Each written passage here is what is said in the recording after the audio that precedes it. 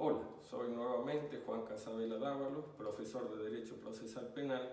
Vamos a continuar con las clases que nos correspondería el día de hoy en la Universidad Católica de Salta, que vamos a aplicar a distintas materias.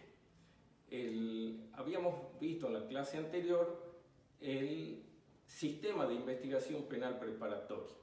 Vimos como una anticipación que el juez penal no puede ser acusador al mismo tiempo, por eso la función judicial de acusación penal ha sido puesta en manos del Ministerio Público Fiscal por las distintas constituciones.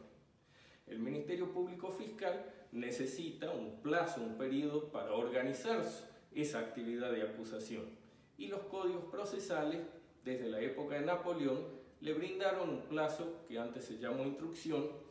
En otros periodos en la Argentina se llamó citación directa, en Córdoba, en Mendoza, por ejemplo, y en la actualidad en la mayoría de los códigos procesales penales, como en la provincia de Salta, ha quedado a cargo del Ministerio Público Fiscal o del fiscal penal como investigaciones penales preparatorias. Con ese nombre genérico se conoce hoy las preparaciones fiscales de las acusaciones penales. Hemos visto en la clase pasada el sistema general de preparación de las acusaciones penales, que es la investigación penal preparatoria, regulada en el artículo 276, bastante extendida en el tiempo, que puede durar 4 meses, prorrogable por otros 4 meses y excepcionalmente prorrogable extraordinariamente nuevamente por 6 meses más.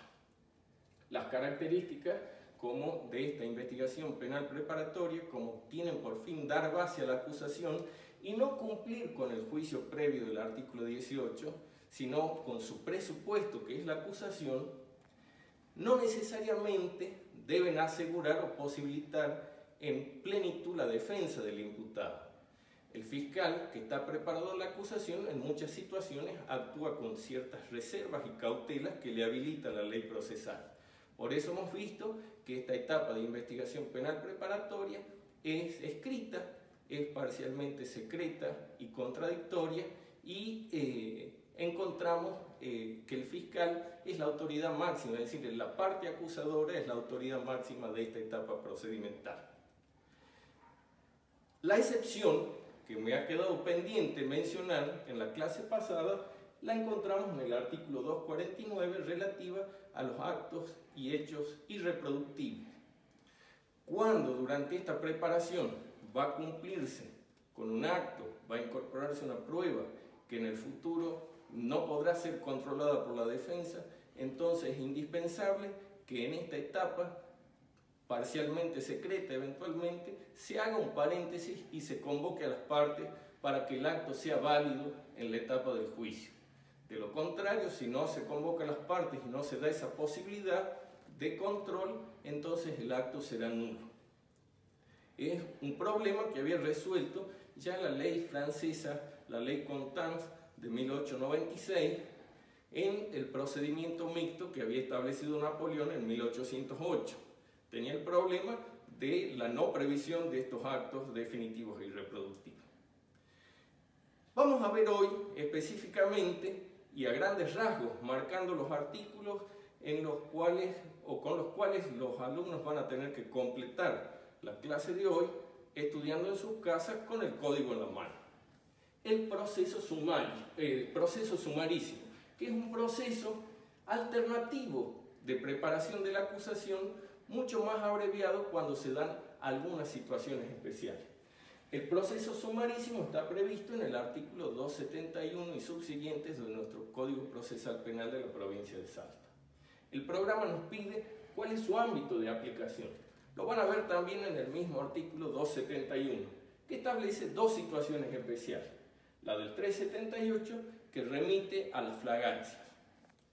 Hay situaciones especiales en donde no va a ser necesaria tanta investigación, y por eso las situaciones de fragancia son una de ellas, exigen menos actividad investigativa y probatoria, porque con la sola aprehensión del imputado ya quedó en evidencia en gran medida la actividad delictiva.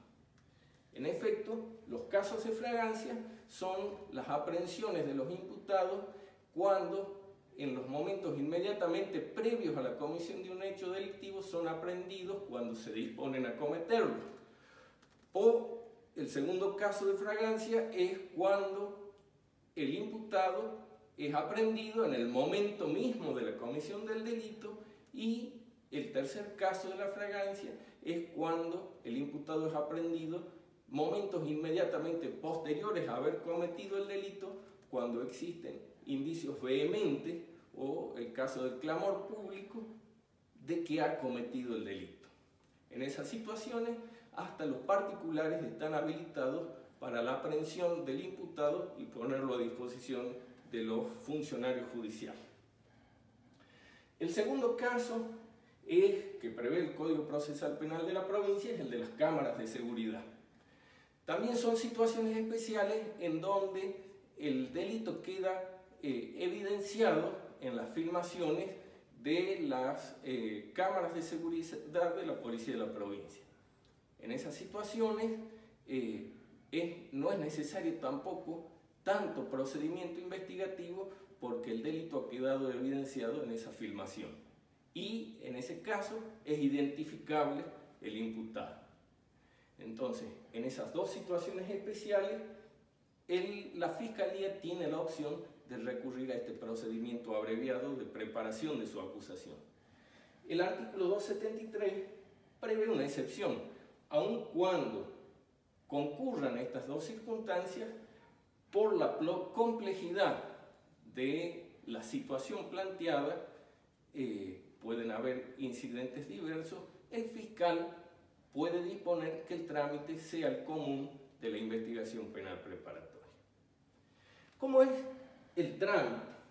El trámite exige que el fiscal, en las 24 horas de haberse noticiado y haberse reunido con los antecedentes de un caso especial, disponga por decreto fundado, dispone el artículo 272, el sometimiento a este procedimiento especial, que abreviará inmediatamente los plazos, y a partir de ahí, en 48 horas, deberá convocar al imputado.